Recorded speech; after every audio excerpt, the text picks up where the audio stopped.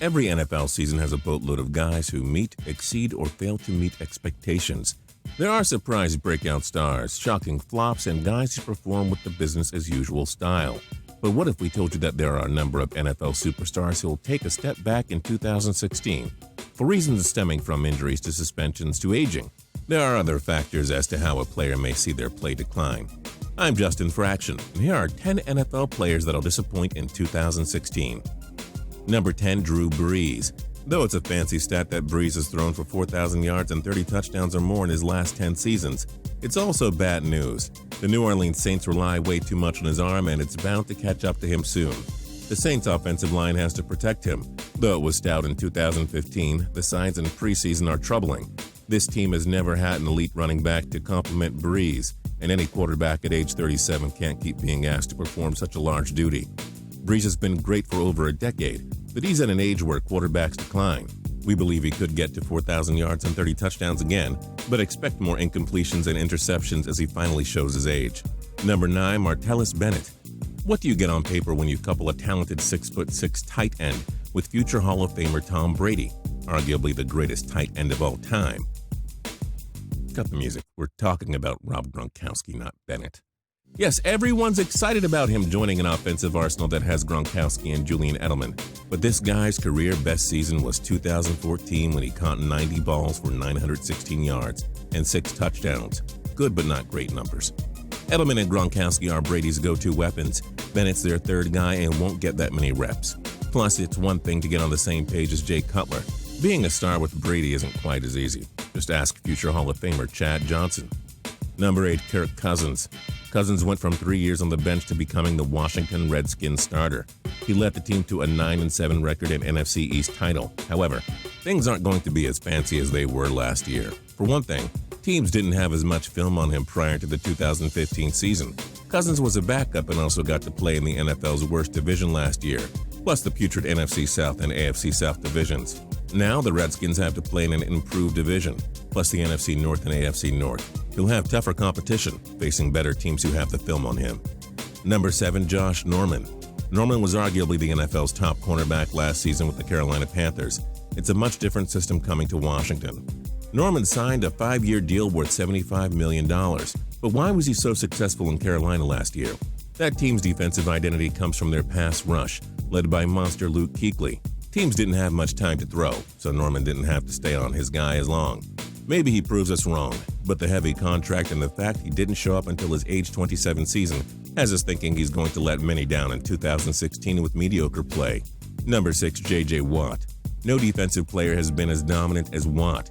He's made it to 4 Pro Bowls, has won Defensive Player of the Year twice, and already has 74.5 career sacks. However, Watt's hard workhorse ethic will catch up to him at least briefly in 2016.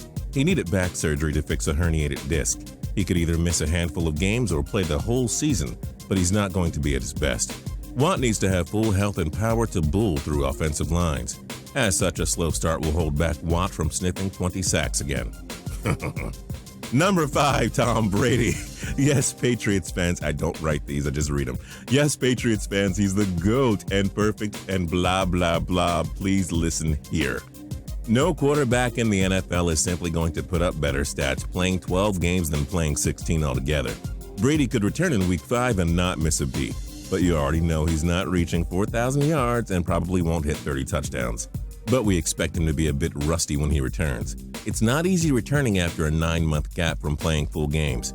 Brady's also 39 years old, and if he gets roughed up like he did in the 2015 AFC Championship game, Father Time will come quicker than expected. Number 4, Ezekiel Elliott. Many were hyping the rookie as the favorite to win the rushing title in 2016. Hard to blame them because that Dallas Cowboys offensive line is stronger than concrete. However, Tony Romo's back injury that'll likely keep him out for 6 weeks will hurt Elliott. Whoever replaces Romo obviously won't be able to lead the team all by himself, so Elliott will be asked to run the ball a ton. But that makes it easier for defenses. They'll stack the box to ensure that Elliott is taken care of, so that they can challenge the Romo replacement to beat them with his arm. Elliott will be the target number 1 for Cowboys opponents. Expect most of them to lock him down. Number 3, Darrelle Revis. Revis is 31 years old, which is very ancient for an NFL quarterback.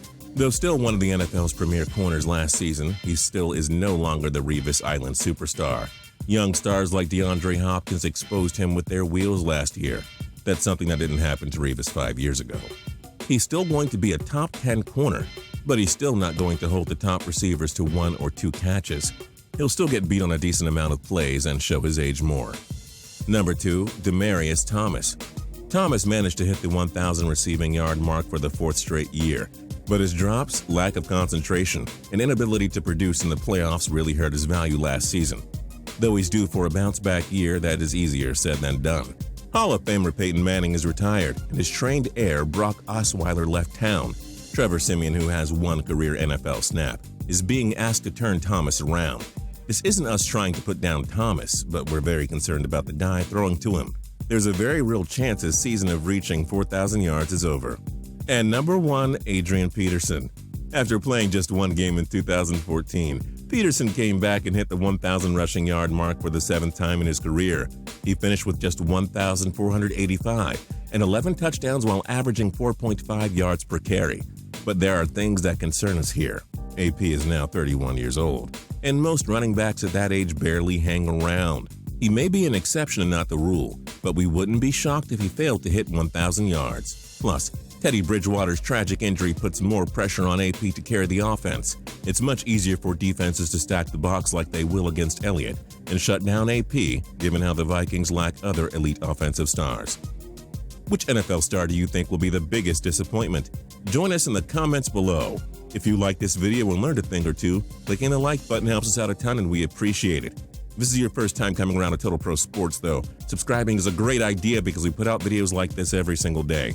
But as always, thanks for watching and we'll see you guys next time.